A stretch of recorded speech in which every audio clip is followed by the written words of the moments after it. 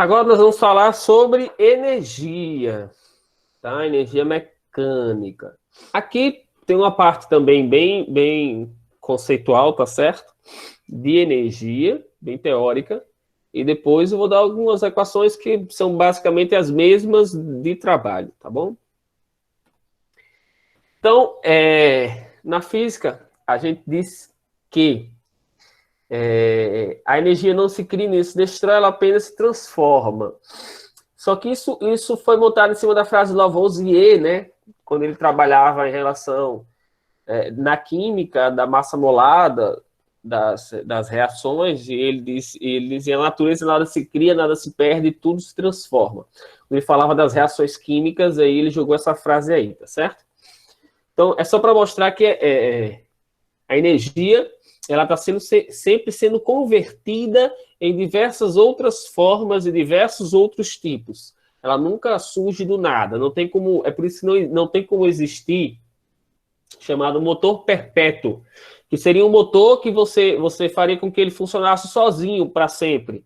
Não dá para eu criar um motor perpétuo porque não tenho como criar energia do nada, né? Alguém vai ter que dar energia para esse motor converter essa energia em uma outra forma de energia ou realizar algum outro trabalho.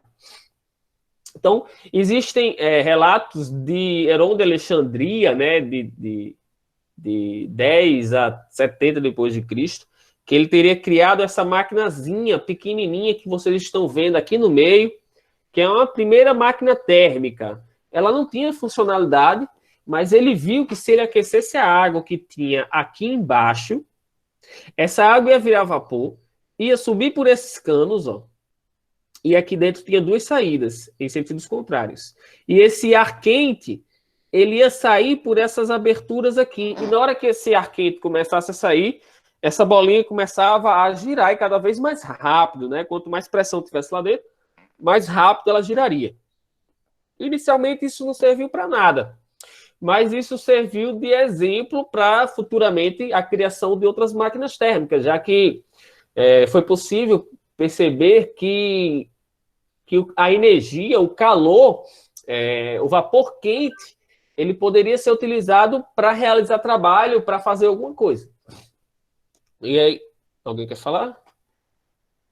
Na segunda metade do século XVIII, né, na Revolução Industrial, as máquinas térmicas surgiram com tudo, né, e vieram com tudo.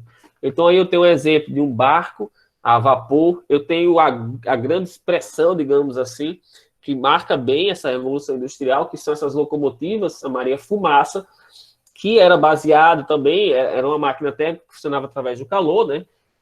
Eu aquecia a queima do carvão, o vapor quente produzido empurrava pistões que estavam ligados às rodas e faziam elas girarem. E aí embaixo eu tenho uma usina de energia elétrica, que vou falar já para vocês. E aqui do lado eu tenho um carro de Fórmula 1. Quando ele freia, há um aquecimento muito grande dos discos, porque eu tenho velocidades altíssimas, 300 km por hora, e ele freia para 60. Então, e é um curto intervalo de tempo. Vai ter um aquecimento muito grande dos discos de freio. E eles aquecem tanto, e aí, lembrando, o atrito é o responsável por isso, né? Esse atrito realiza um trabalho negativo, ou seja, ele tira tanta energia do carro que esses discos chegam a ficar vermelhos, incandescentes, de tanta energia, de tão quente que eles ficam. Então tem ali também energia sendo convertida. A energia de movimento dos carros, o atrito converte em calor. Aqui eu tenho um exemplozinho, né, seria uma usina eólica, mais ou menos, digamos assim, termoeólica, vamos usar esse termo. Se dá para fazer isso em feira de ciências, quando vocês estiverem lecionando, nas feiras de ciências, isso faz muito sucesso, né? Porque é simples e é uma coisa bacana. Você coloca aqui uma latinha de refrigerante com água, tá certo? Não vou colocar aquele negócio que vocês estavam falando agora anteriormente no chat, tá? Não levem para a escola de vocês não, que senão vocês vão ser demitidos. Então você bota aqui a latinha de refrigerante com água, aí você fecha a água e fecha o local onde você colocou água e deixa só um buraquinho bem pequenininho para poder sair o ar, tá certo? Show, Graciele. Aqui você bota um recipiente onde você vai tocar fogo, bota aqui uma lã com álcool e toca fogo. Esse fogo vai aquecer a lata, consequentemente a água que está dentro, essa água vai virar vapor. O vapor quente, sob alta pressão, vai sair por esse buraquinho aqui. E aqui você tem um cooler de computador ligado num LED. Um LEDzinho ligado no cooler. Quando o vapor quente sair, toca na hélice do cooler, o cooler gira, produz energia elétrica. É um negocinho simples, mas não é viável, porque você vai ter que ficar queimando alguma coisa aqui para produzir luz, né? Se você tivesse, por exemplo, em uma residência sem energia, de qualquer forma, você ia ter que ter uma lâmpada, uma vela acesa, seria bacana, né? Porque você teria uma vela acesa aqui, que estaria iluminando o ambiente, ao mesmo tempo você aproveitaria esse calor que estaria sendo desperdiçado para poder girar esse cooler e produzir também uma luz ali da energia elétrica, né? Então aqui eu tenho alguns tipos de energia, tá certo? Energia cinética, vou falar sobre potencial, que nós chamamos essas duas de energia mecânica, elétrica, né? Na sua casa tem energia elétrica, luminosa, a luz, sonora, o som, térmica, através do calor, que vai produzir essa energia térmica, energia nuclear, inclusive foi motivo de reportagem essa semana, não sei se foi no Fantástico, falando sobre o descarte o descarte dos... Ai, meu Deus do céu, velho. Esqueci agora o diabo do pão. Dos núcleos radioativos que são utilizados lá nas usinas daqui do Brasil, que é Angra, lá no Rio de Janeiro, Angra 1, Angra 2, se não me engano. E aí não tinha mais local para descartar, para armazenar o lixo, exatamente. O lixo nuclear não tinha mais local para armazenar, né? E estava uma confusão isso daí. É um grande problema. E energia química nas pilhas, nas baterias, essa energia nós chamamos de energia química, que é energia elétrica obtida através de reações químicas, tá bom? E aqui eu tenho as usinas e as fontes de energia, né? Usina solar, inclusive, essa semana eu coloquei na minha casa as placas de energia solar, que antigamente eram muito caras, né? O orçamento que eu tinha visto para uma residência como a minha era de 20 mil, 20 e poucos mil. Hoje está de 10 mil e pouco. Então, dá para a pessoa colocar muito mais acessível do que antigamente. E existem linhas de crédito específicas para isso no banco, onde os juros é menor. Então, dá para você financiar em até 60 vezes essa energia. E aí você vai pagar isso em 5 anos e ela tem uma duração de 25 anos. Né? Então, a usina seria... a fonte é o sol, tá certo? A hidroelétrica, que é a grande produtora de energia aqui no Brasil, são as hidroelétricas, né, em maior quantidade, que é a água, tá? É um recurso abundante. Porém, quando tem pouca água, eles ligam as termoelétricas, que aqui no Rio Grande do Norte nós temos duas, se eu não me engano. E aí as termoelétricas se utilizam de carvão, né, por exemplo, para produzir energia elétrica. A energia nuclear, que precisa, por exemplo, do urânio, e a energia eólica, que se utiliza dos ventos para produzir energia. É viável colocar uma energia eólica, vários cataventos na sua casa? Não, porque você não vai conseguir gerar tanta energia elétrica com vários cataventos. Você tem que colocar muitos cataventos na sua casa. Ou então colocar cataventos gigantescos para você conseguir alguma coisa.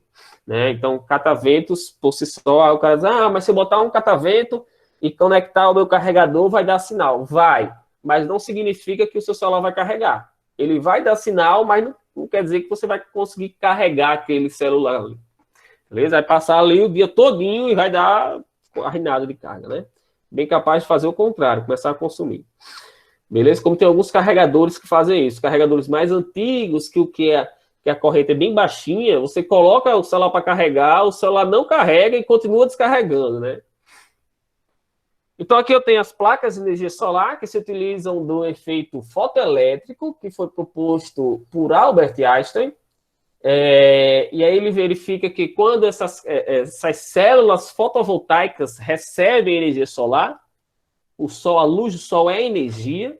Então, essas células, esses elétrons presentes começam a se mover de forma ordenada. E como eles começam a se mover, aqui um atrás do outro, bonitinho, em fila indiana, eu tenho uma corrente elétrica. E o que é que eles fazem? Pegam essa corrente elétrica e aproveitam para ligar os aparelhos eletrodomésticos para as casas, joga para o sistema da Coserni, que é o que nós utilizamos aqui, tá certo? Como é que funciona isso, né? Para uma residência, para a sua casa. Você produz a energia elétrica, toda a corrente elétrica que você produzir, ela é jogada para a rede da Coserni. E aí, ao mesmo tempo, como eu pensava inicialmente, eu pensava errado, eu achava que eu estaria consumindo diretamente essa energia, só que essa energia é uma corrente contínua, né? E é que chega nas nossas casas, e a maior parte usada por nós é corrente alternada. Então, nós jogamos essa corrente elétrica para a Coserni, só que, ao mesmo tempo, eu continuo consumindo a corrente elétrica que vem da Coserni, a energia da Coserni. Só que eu vou trocar o medidor, vou botar um medidor que ele mede a quantidade de energia que eu jogo e a quantidade de energia que eu consumo. Então, se eu jogar, por exemplo, 600 kWh por mês e consumir 500 kWh por mês, então ainda joguei 100 a mais para a Coserni. E aí, eles permitem que você possa jogar esse 100 a mais para alguma outra casa que você tenha o contrato da Coserni no seu nome. Então, é um projeto bem legal e é muito viável, entendeu? Porque você pode fazer em parceria com mais alguém da sua família e jogar para casa dessa pessoa também, como eu vou fazer para jogar para casa da minha mãe. Ao lado tem uma usina hidrelétrica que se aproveita do movimento das águas. Eu tenho aqui a água represada, então tem uma certa energia que eu chamo de potencial gravitacional. Quando ela começar a se movimentar, é convertida em energia cinética, que bate nas turbinas que estão aqui embaixo. Essas turbinas giram, produzem, estão ligadas a um gerador e produzem energia elétrica. Aqui eu tenho um sistema de uma usina termoelétrica, que é o mesmo princípio, só que para fazer girar a turbina, eu uso aqui o carvão, a queima do carvão aquece a água quente, a água vira vapor quente a alta pressão, esse vapor quente vai passar pelo duto aqui, vai bater na turbina, a turbina vai girar, está ligada a um gerador que vai produzir energia elétrica e joga essa energia para a rede. Certo? Esse é o princípio de uma usina termoelétrica. O que vai mudar nessas usinas? Vai mudar apenas a fonte responsável por fazer girar a turbina. Aqui eu tenho o nuclear, né? Como é que funciona? Termonuclear, na verdade. Porque se utiliza do calor, né?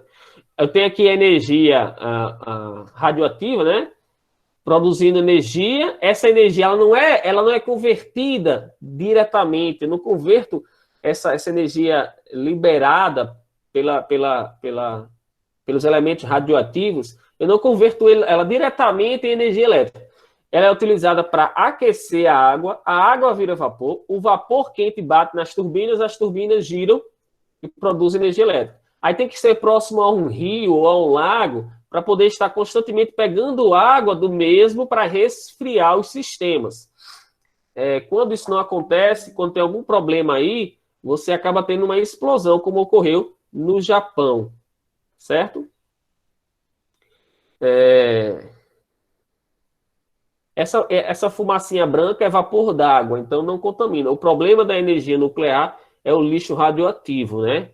Porque não se joga fora, se armazena, faz um buraco do tamanho do mundo, de concreto, de metal, de todo mundo, e deixa esse negócio ali dentro. E ele vai ficar ali por milhares de anos, até acabar a radiação dele. Aqui tem um videozinho para vocês. Rapaz, eu lembrei de uma coisinha aqui, que eu não mostrei um vídeo do outro. Mas eu vou mostrar logo esse daqui.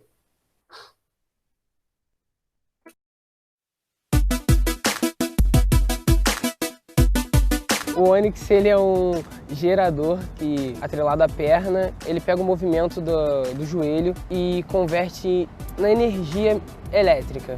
Cada vez os celulares têm mais aplicativos, mais funções, só que sempre peca na questão da bateria mesmo. Por isso surgiu essa ideia do Onix, de transformar o corpo numa fonte de energia na qual nós não dependêssemos mais de tomadas. Também tem essa questão agora de aumento, um aumento atrás do outro da luz. A gente sabe que esses carregadores convencionais, eles precisam da energia elétrica da tomada. Isso daí é mais um gasto a menos, no caso, com o projeto que as pessoas teriam.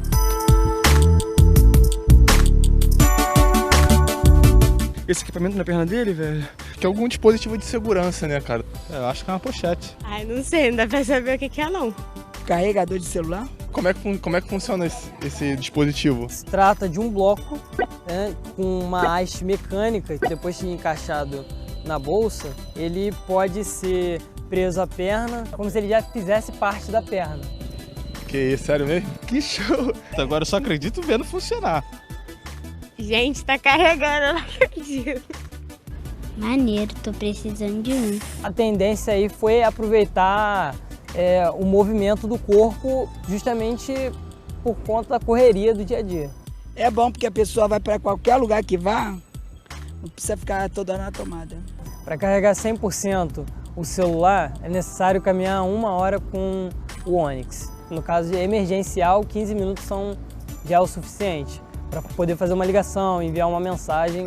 O nosso objetivo é levar isso para o mercado, para que todas as pessoas elas tenham acesso a isso e também ajudar na questão das pessoas não ficarem presas dentro de casa. Elas poderem até mais caminhar em espaços abertos como esse. O Onix ele veio para tentar facilitar a vida das pessoas.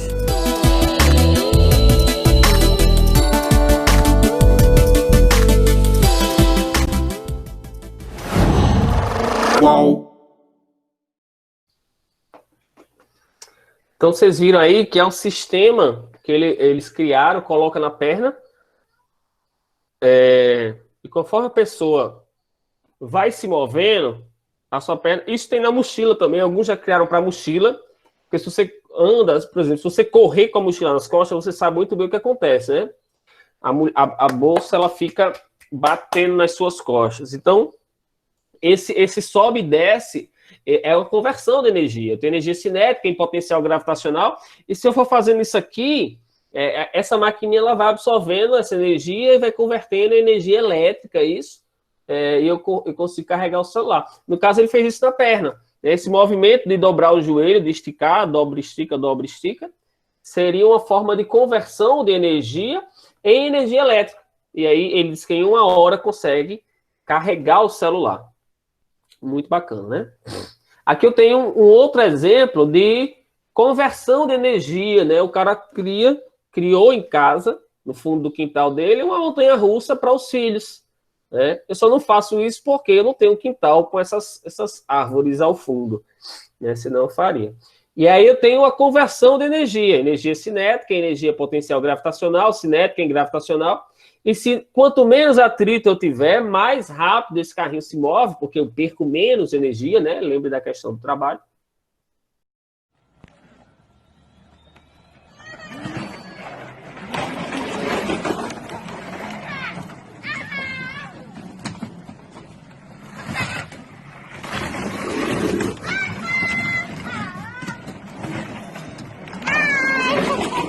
Muito legal, né? Esse vídeo, cara.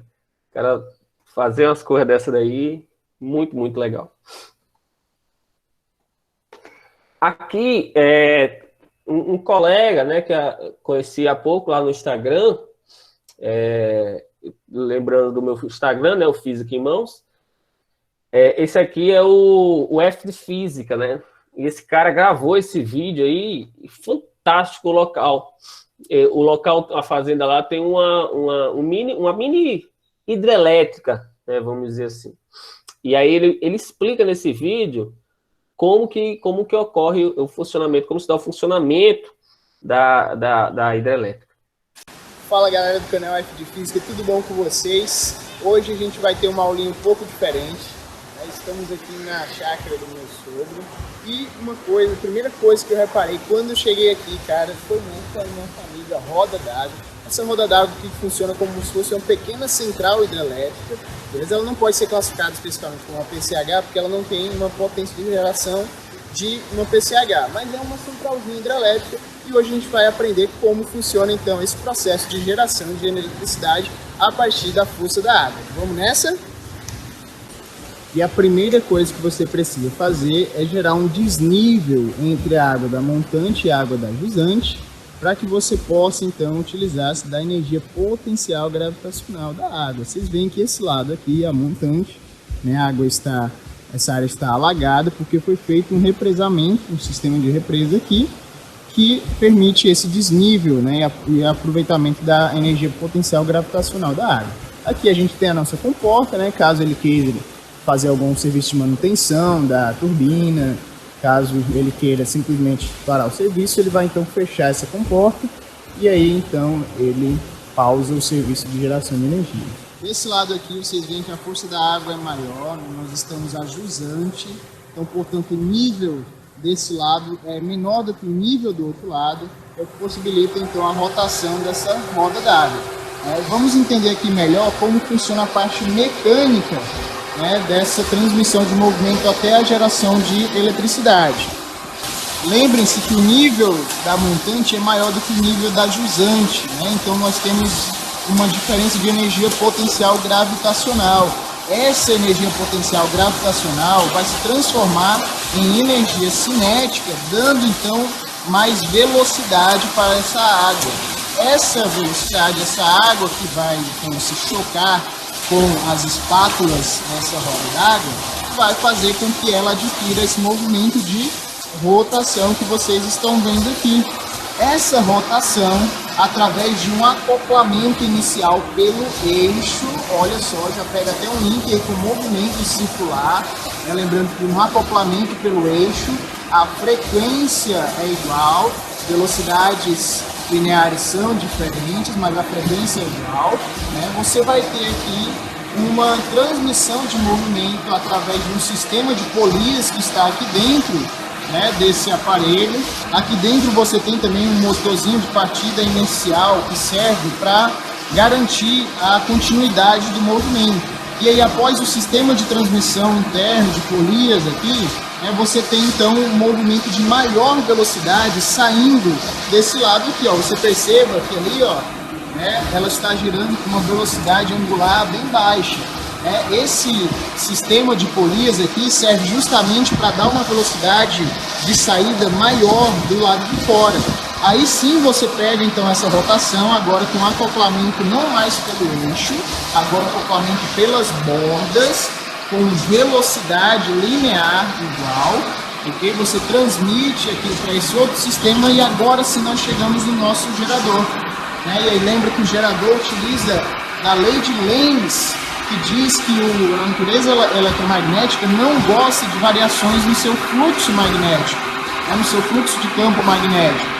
E a partir do momento que você coloca, uma polia metálica para girar nas proximidades de um campo eletromagnético, nesse caso esse campo eletromagnético não dá para ver, mas aqui dentro é utilizado, formado por ímãs de neodímio, essa rotação vai incomodar o campo magnético, o campo eletromagnético gerado por esses ímãs de neodímio, e como resultado disso nós temos uma força eletromagnética que tenta se opor a esse movimento, e nós temos também corrente elétrica, e nesse caso aqui é trazida através desses fios para alimentar essas bombas, e essas bombas então vão impulsionar a água aqui do rio até o sistema aí de açudes ou para qualquer outro fim desejado.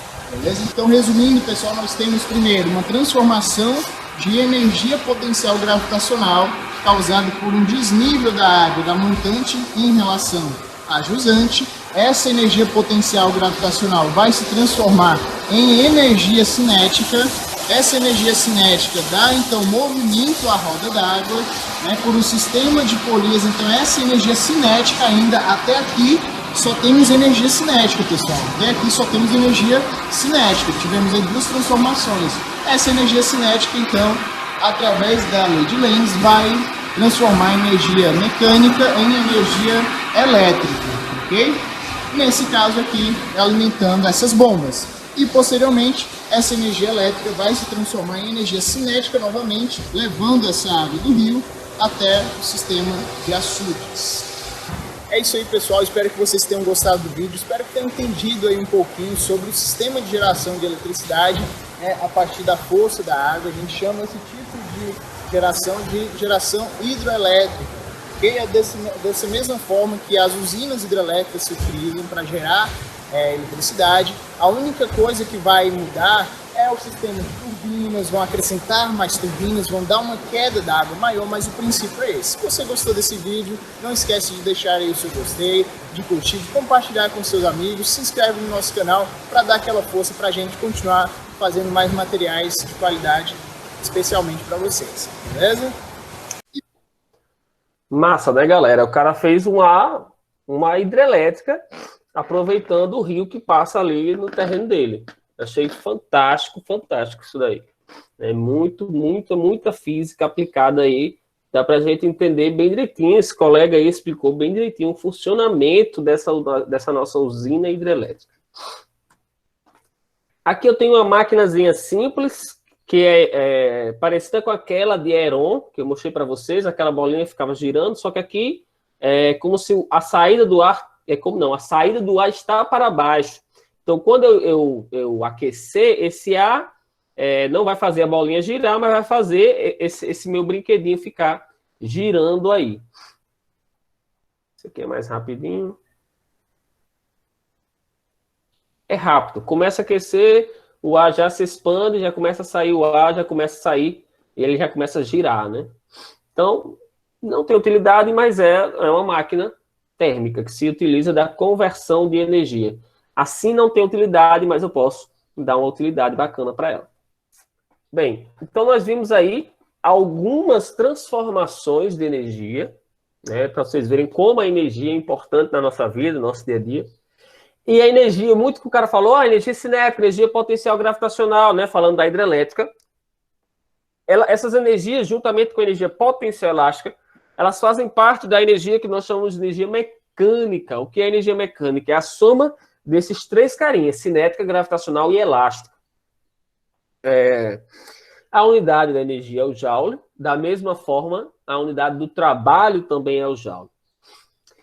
A energia de movimento, nós chamamos ela de cinética. Se você está correndo, se você está andando de bike, se você está de carro, se você está de moto, essa energia associada ao seu movimento, essa energia associada à velocidade, associada à massa do corpo em movimento, é chamada de energia cinética.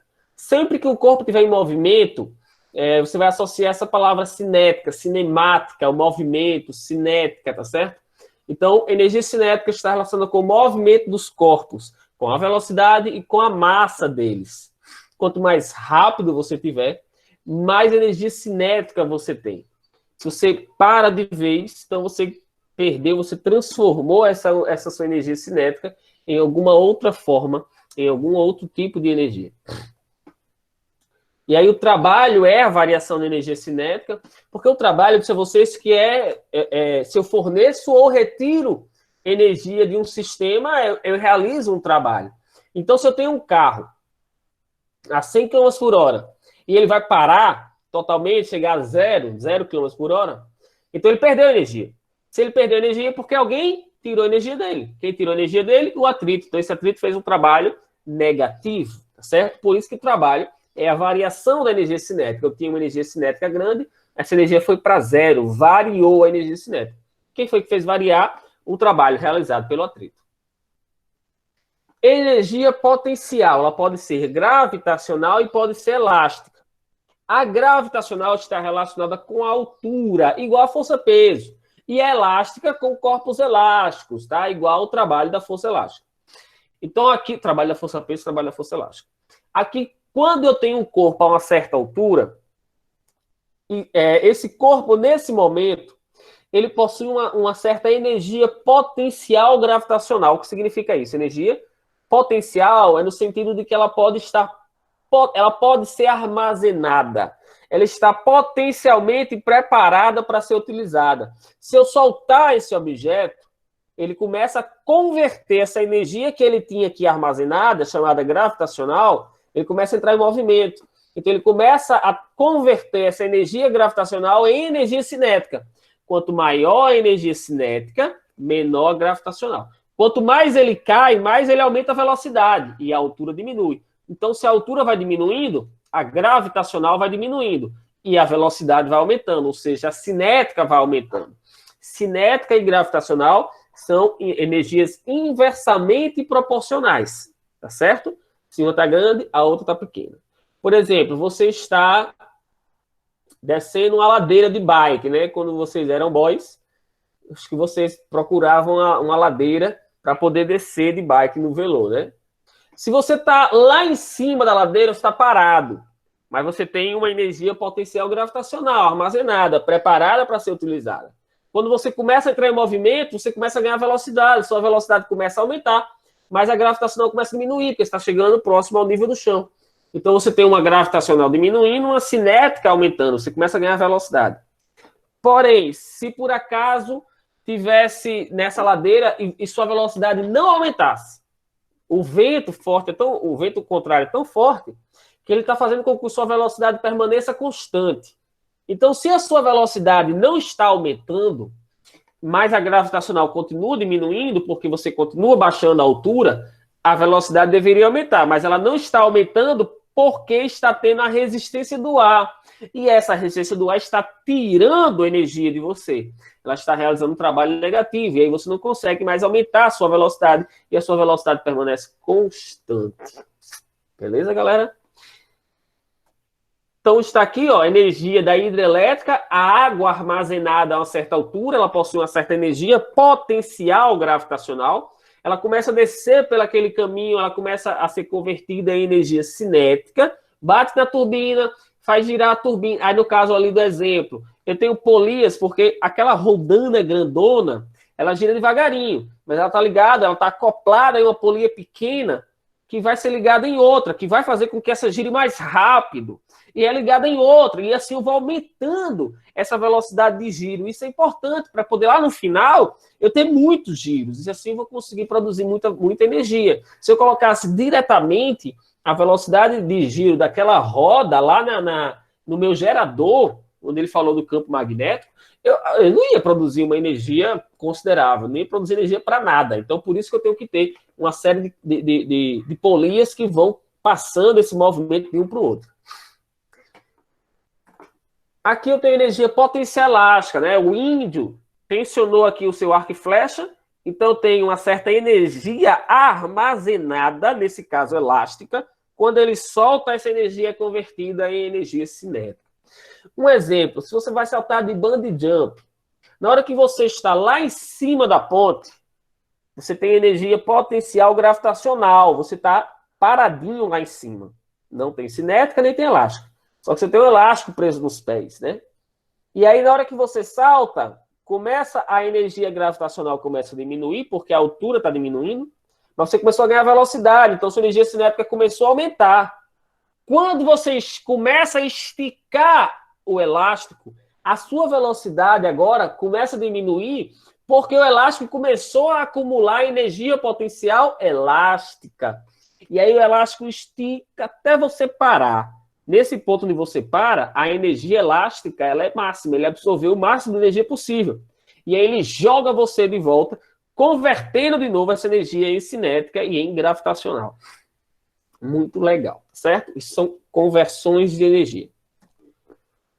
E nós temos a conservação da energia mecânica. Se não houverem forças dissipativas como atrito e resistência do ar, a energia mecânica ela vai se conservar. Então, por exemplo, se não houvesse atrito nem resistência do ar, quando você salta de bungee jump, você deveria voltar até a mesma posição de onde você saltou. Mas vocês sabem que isso não ocorre. Não ocorre porque tem energia sendo perdida no meio do caminho. Aquele brinquedo da montanha-russa que o homem construiu no quintal de casa. Se não houvesse atrito, quando ele solta o menino ou a menina lá de cima da rampinha, eles iriam dar uma volta completa e iriam voltar lá para cima da rampinha de novo e iam descer infinitamente. Mas eu não tenho como ter um sistema desse de energia infinita, né? um motor perpétuo.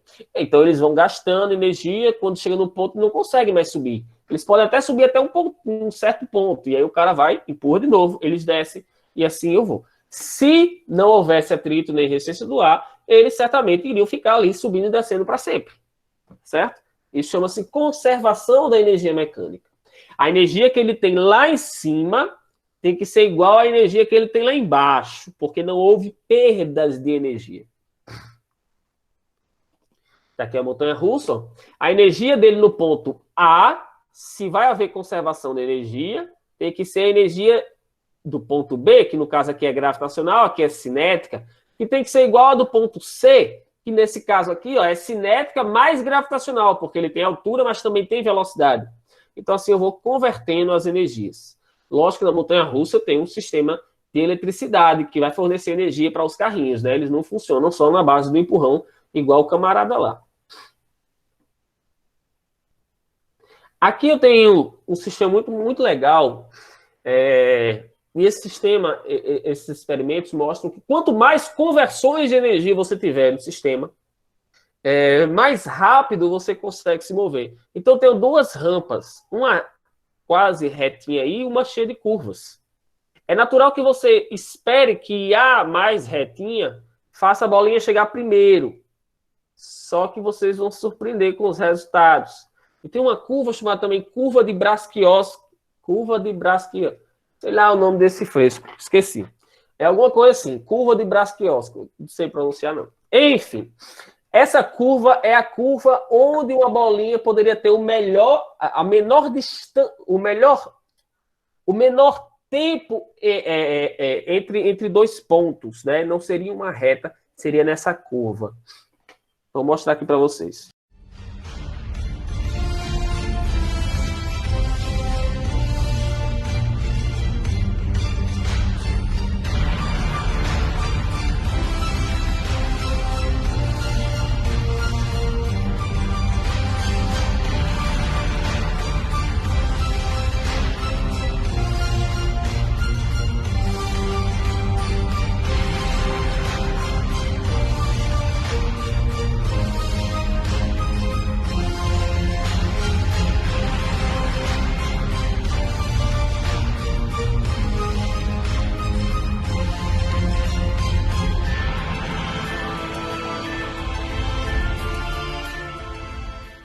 Achei aqui, curva de braquistócrona, que é a curva onde uma partícula vai percorrer a distância entre dois pontos no menor intervalo de tempo. Massa, né, esse vídeo?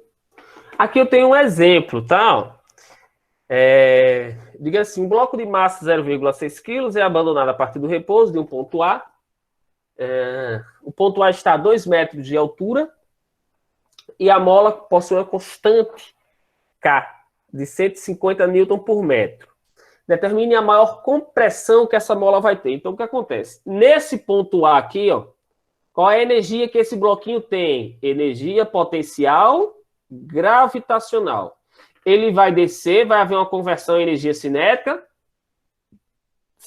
Cinética aumentando, gravitacional diminuindo. Quando ele chegar lá embaixo, ele não vai mais ter altura, então a gravitacional é zero, mas ele ainda tem velocidade. E aí ele vai bater nessa mola. Então toda essa energia cinética vai ser convertida em uma energia potencial gravitacional, porque ele vai potência elástica, porque ele vai comprimir essa mola ao máximo.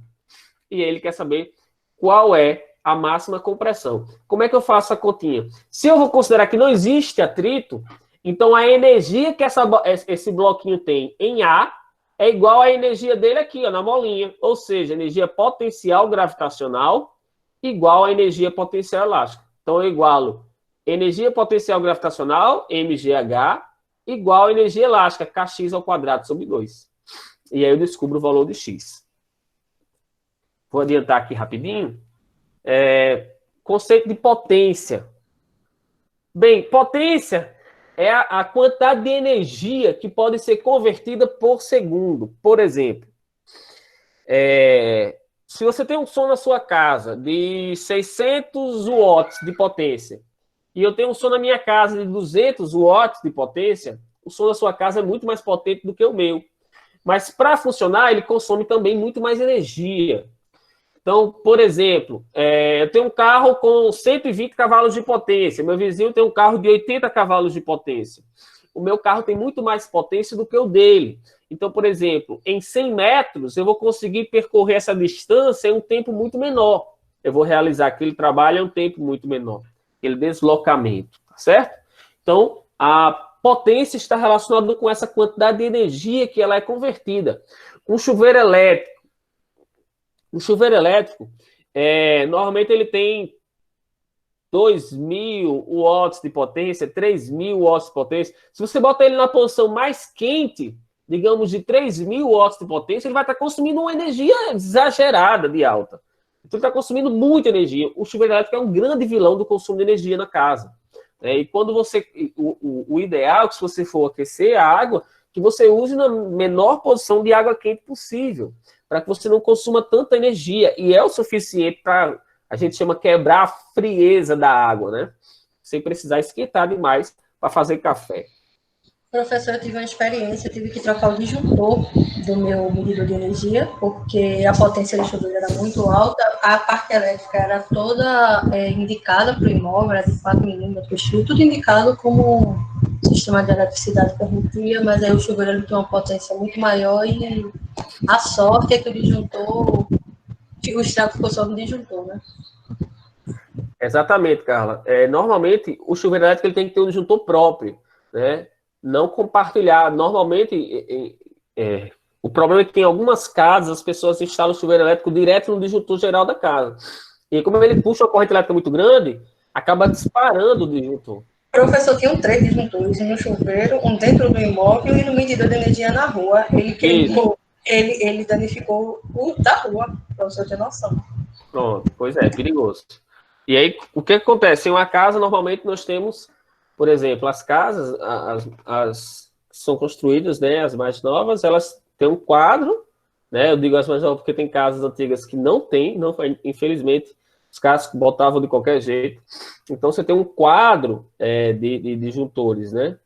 E aí eu tenho um disjuntor para a sala, um disjuntor para os quartos, um disjuntor para a cozinha, um disjuntor para os banheiros. E no banheiro eu tenho um disjuntor do chuveiro. Então, é tudo separadozinho para você não ter estresse com isso, né? Beleza? Tem 2 chuveiros, tem que ser um disjuntor para cada um também, porque eles consomem muita energia. Então, aqui eu tenho a máquina a vapor, eu conto um pouquinho da história, tá? A máquina a vapor, e aí vocês podem ver que isso vai utilizar...